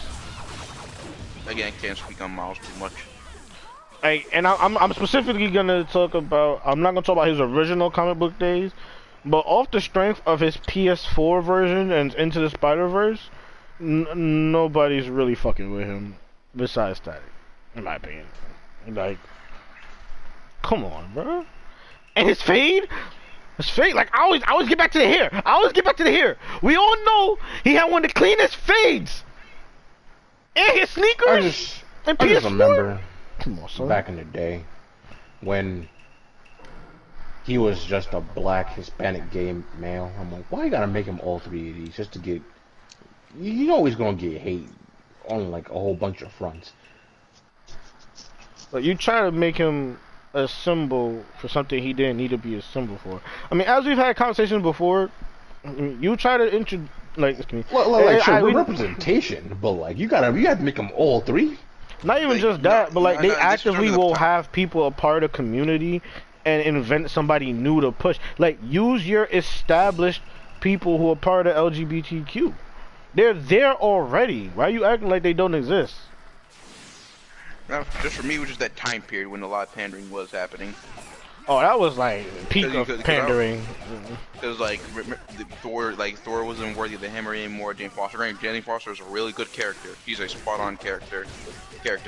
And then there was the whole thing with Wolverine dying, and X-Point TV Wolverine getting not crazy, and then Sam Wilson becoming Captain America. There's a lot happening that year that they were trying. Iceman was being gay like 3 years ago. Actually, no, it was that same year. Actually, because this is when the X-Men from the past came into the future. Yeah. Oh, jeez. So yeah, a lot was just happening this year. Where it's like, okay, Miles Morales doing all this it seems like a bit much. Like they was trying to make everybody either LGBTQ or black. Yeah, they did retcon it, yeah. It's like you don't have to do like you have characters, bro. Like you have black characters, nigga. Like Blade exists, my guy. Black Panther exists. There's other people. Sam Wilson. Okay, like out of all those, Sam Wilson becoming Captain America probably made the most. Not even probably. It made the most sense. I don't know. But like you have these people. You don't have to invent somebody new to pander to a crowd, bro. Just use what you have. That's a fact. One of my honorable mentions, like he's definitely like one of my top 5 favorite superheroes is Aqualad. Yeah, Aqualad is up there. Aqualad is definitely somewhere up there. First of all, oh my gosh, Kyrie, I didn't send it to you, but like, latest issue of Aqualad, there is a One Piece reference through the whole page in different panels, bro. It was beautiful. It was beautiful. Aqualad comic. You talking about like the future state when he became Aquaman? It's the one I sent. I sent it to you. And he's Aqualad. Cause like literally, there's 2 characters that look like Nami and Robin. There's a character that looks like Usopp, and there's a shop that's called Frankie's. It's all characters from One Piece. It was beautiful to see. Beautiful. Who was your honorable mention, Kyrie? Now, don't want to speak on it. I'm not gonna get too deep into it, because spoilers for anybody who hadn't seen What If. Oh, I didn't watch that episode yet. Yeah, but after watching the second episode of What If, I do have more respect for T'Challa than I've had before. Yeah, I guess I would say that. Yeah. I definitely gotta watch it. I've been putting it off too. I think you would really enjoy the T'Challa episode. I think you would enjoy that. T'Challa. Of course I would. Nah, I know what you mean, but I think like. Nah, no, I get you. But I guess while even getting into that, I mean like, just having a black person part of the Illuminati, and not even an African American, like an actual African man, like off the motherland, all their soil, part of the Illuminati. You already know you're the guy. That's facts. That's big facts. And like, and just clarify, the reason he wasn't really put on like, I don't think anybody's made this because like, it's unspoken. Like Black Panther being like the face, like I guess of the movies is something that you really don't gotta say. In the comic books, I can easily explain why Black Panther isn't on my list. In the comic books, he's dope, but sometimes his character is a bit too serious for my liking. Even though I like him, Black Panther sometimes a bit too serious for my liking. He was great in Civil War. His own movie wasn't that good, and the best part about his movie is Killmonger. You know what's crazy? I don't like this new rise now, because the other day, oh, you talking about the worst MCU movie? Yeah, you see, I had to note it down. Black Panther. Black Panther is not the worst MCU movie by far. They're tweaking. I'm like, where is this coming from now? You know what? They maybe can say whatever they want about the special effects compared to the other MCU movies, which because for some reason Black Panther did have the lower budget. What do you mean some reason? It's called Black Panther. You know why it had the lower budget. See, I'll speak on it. I'm not saying you're right. I'm saying that I'm meant to. You're trying to say like enough said there. Yeah. Like it still did good despite its like poor budget. Oh, for sure. Now even besides Black Panther, like they were having like Ant-Man 1 and 2 as the worst MCU movies. Ant-Man, I'm like, you're definitely bugging. I'm like, and then see now when they were talking about like Thor 1 and Thor 2, no, the Thor 2 definitely has to be down there. Like it's such a dumb movie to me and a lot of other people. And then there was also Captain Marvel. Now that's the only MCU movie that I haven't seen, so I can't really speak on it. But I do know it's like I can't speak on it. But like when I was seeing Black Panther and both the Ant-Man movies being put in contention, I'm like, you gotta get out. Like I even understand Iron Man 2, but even though I don't personally feel Iron Man 2 is one of the worst MCU movies, I understand why you have it on the list. But to have Black Panther in both the Ant-Man movies, bro, that makes no sense. And shoot, I was getting a little type of the Incredible Hulk on there because I like the Incredible Hulk. The Incredible Hulk is a dope movie, bro. First of all, what are you on about? It has the best Hulk fighting scenes in the MCU besides Thor Ragnarok. I still say it's better than Thor Ragnarok. Fight scene wise? Yes. I don't know. I got Thor versus Hulk as one of them up there for. Lurk mode It activated. didn't last long enough. It didn't last long enough. All right, what was the other Hulk fight? The other Hulk fight is when he's fighting. Actually, the Incredible Hulk, yeah. The shit. Yeah, the Incredible Hulk might have the better fight scenes then. Yeah, because Hulk. Yeah, no. What am I saying? Hulk versus Abomination is fire. I don't want to talk about Marvel, but right now we're talking about the trending for the worst MCU movies the other day. No, I mean like Hulk. I know that, but Marvel. Well, because the people had the Incredible Hulk listed on the worst MCU movies list. I don't know, you're down. You're crazy. What? You're crazy. It's really just like the character development is good, but it's such an origin story. Like it's boring. Even as an origin story, it still had good fights. I can't have that as an excuse because that would mean like The Dark Knight. No, Batman Begins would be a bad movie. Batman Begins that would mean Spider-Man 1 is a bad movie. That's still a great movie. No, I'm saying like like you could tell it's like trying to be such an origin story, like to the core that it's like. All right. Even if you have it as the origin reason, right? I still have it above Thor and Captain America for MCU origin movies. It's still better than Captain Marvel. Yeah. And is there any other origin movies in MCU? There isn't. But yeah, so even then, the only one I have it losing to is Iron Man 1, and it's Iron Man 1.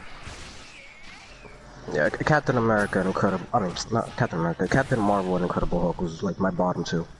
That's actually insane. And Kyrie, the Ant-Man movies have been hated since day one. People have been trashing the writing. But I cannot justify it being the worst MCU movies. I can't. Not when Thor 2 is right there. Thor 2 and Captain Marvel. I would even venture to say Thor 1. Go ahead, Chip. Oh no, actually, continue. I'll just say this like debate over. I'm actually pretty interested. Oh, okay. But yeah, in terms of writing, the most hated movies have always been Ant-Man and Doctor Strange. Yeah, I saw somebody have Doctor Strange on their list too. I was like, what the fuck? Which I'm like, yo, some of these people are disgusting. That's genuinely crazy. This made no sense. I understand, like, because it's really not like too character driven, but it's like worst movie. No, like it's still an enjoyable movie. It had pretty funny moments. And the writing isn't as bad as they make it seem either, but not by any means at all. Yeah, the only MCU movie that's like actually bad with writing, like with their character, is Captain Marvel. That's really it. Everything else is either bad because of like how weird the plot is, or it just isn't enjoyable. I would say the writing for Thor 1 wasn't at its best in terms of when I say writing, like in terms of the writing for the characters, I would say it wasn't at its best. Like for Thor, yeah, it's fine, and yeah, Loki, yeah, like for honestly, NDS Guardians as a whole, but for like some of Jane's lines were like, okay, come on, and then for a lot of the other humans, it was Jane and Eric, yeah, they're trash. Good. But Thor and Loki have had, like, to be honest, like some of the most consistent writing in the whole MCU.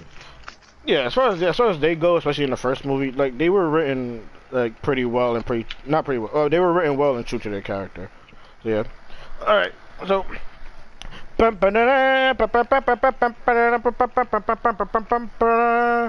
often has Heisman talked? Not since he came in. Once. Yeah, he's been game chat this entire time.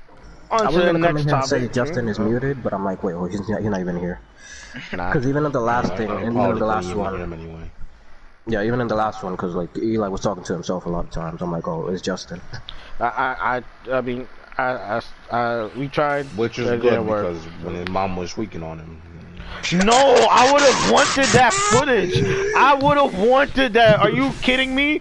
I was hoping it was fixed just so I can go back and have that. That would have been hilarious, bro.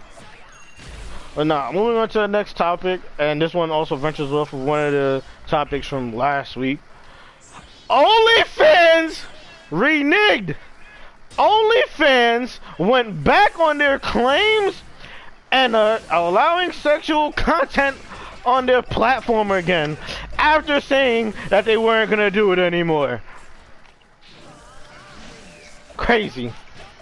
And I don't know all the specifics, but it was along the lines of like, oh, they could actually still be all inclusive to all natures of content while still being able to be partnered with some things. And I'm like, nah, well, I'll tell you right now. What they claimed it had to do with, because banks are iffy about the kind of content that they were working, especially when it comes to adult content. And what they were saying was that the banks wasn't being willing to work with them, with them having adult content upon their site. And so, that being said, they wanted to move away from the sexually explicit content that got them famous in the first place. But oh look, here what we have now. Either they saw or the bank saw. Oh, they almost got 2 million. Oh, their people almost made 2 million off of this content, and OnlyFans gets 20%. It's really dumb that it took them that long to realize that, because the phrase "sex sells" has been in history for how long? Years.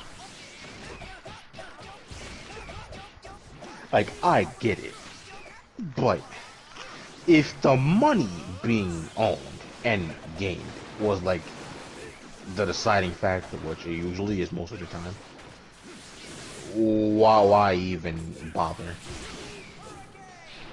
Man, like even if you blame it on the banks, for what reason? The banks have absolutely no way these banks didn't know how much money they was making off of these sexual content. And even then, is the irony in the fact that sexual content is what would make a bank iffy about a prospect of working with somebody, when it has been shown time and time again, whether in the background or in the forefront, that banks have been known to, oh, I don't know, get caught up in smuggling drug money, or, oh, I don't know, sometimes caught up in sex trafficking scandals. You're not supposed to talk about that. Yo, I'm about to say, oh, Eli, are we not? I am not trying to get smirked. Oh, the government want me, they know where to find me, they got me paying all these taxes! Yo. No, you right. You got him there. Damn, man. But the irony that they would have not restrictions, they would be withholding when it comes to sexual content, all this other stuff. That'll be the biggest piece of BS I ever heard in my life. So it's either the banks are capping, or B, OnlyFans is capping, which no matter how you look at it, these niggas just are some camping ass niggas. Ridiculous. Absolutely ridiculous. And again, it doesn't make sense, like on the bank ends, for the banks to not be pleased. Doesn't make sense because you have, oh, I don't know, oh, Pornhub, oh, Bang Bros, oh, no, hold on. We can't talk about the hub anymore. They're disgusting now. Well, yeah, the banks did separate from the hub. No. Rightfully so. They have to freaking change the hub because there's a lot of issues going on there. But it ain't the same no more. Yeah, I haven't used the hub in years, so I wouldn't be on that type of time. They restricted it, right? So they made it so only verified profiles can actually put up stuff, and for good reason, because there's a lot of freaking child stuff getting by on stuff. Well, there's child stuff and people unwanted videos. Yeah. Don't forget the entirety of Battle of Gods up there. Oh, it wasn't just Battle of Gods, because you gotta remember they had returned the resurrection of F2. Freaking Scott Getting tired of Pilgrim. getting tired of your Spider-Man 2. Yup. And it's like I already know people have something to say about like people who do only. But it's like I was still shocked by the amount of people who were like applauding like the OnlyFans place to actually like to drop the sexual content. Hating people. Like people Tell you know why. People are being mad spiteful for like no reason. Like you're going out of your way, even if you don't use the service. Like even if you're using or not using the service, like what's somebody's hustle got to do with you? I hate when that happens. But yeah, so like if anything, you should be calling the people who's literally giving it the market in the first place. Because you have so much people who are literally just finessing off the hustle, but not the people who are actually creating the market for it, or not creating the market, contributing to it. This whole situation is hilarious and actually stupendous. Before we end the stream, I just want to talk about this one thing because it is one of the funniest things I've seen all week. It's real quick. So there was this man in Alabama who got shot by somebody who broke into his home. The intruder being his wife's boyfriend. Wow. Not only that, the reason why he was checking out the situation is because he got a call from his wife about there being an intruder in their home.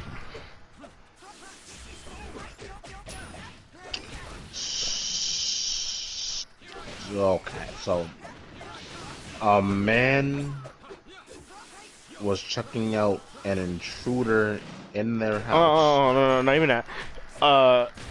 A man's wife alerted him about... The wife alerted the husband Yes. about an intruder, which happened to be her boyfriend.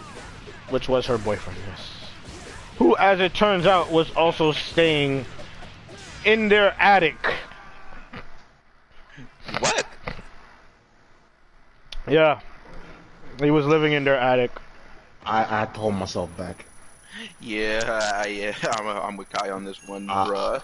I will say something real dangerous. It's understandable. And with that, ladies and gentlemen, we end another episode of Nobodies from New York. You know what I'm saying? Who is he? Nobody. Who am I? Nobody. Who is they? Nobody. Who are we? Nobody's from New York. Episode 5 on the board. You gotta be like The Rock. You gotta be like The Rock. It's like, oh, I got a call. Wait, it's nobody. He wants you. He says he knows you. With that, if you made it to the end, please on YouTube be sure to like, comment, and subscribe. You know what I'm saying? Follow us on this journey. You know what I'm saying? We want to entertain the people. We want to have discussions. Join us on the lives. We want people to be there for the interaction, for the conversation. You know what I'm saying? All that good YouTube stuff, all that good Twitch stuff. I ain't saying subscribe to Twitch. Alright? I ain't asking for that. But at least follow us. Keep up with us. Share if you share wherever you can. You know what I'm saying? You know what I'm saying? Just nobody's trying to make it to still be nobodies. For the culture. For the culture. With a K. Alright, with that, have a good night.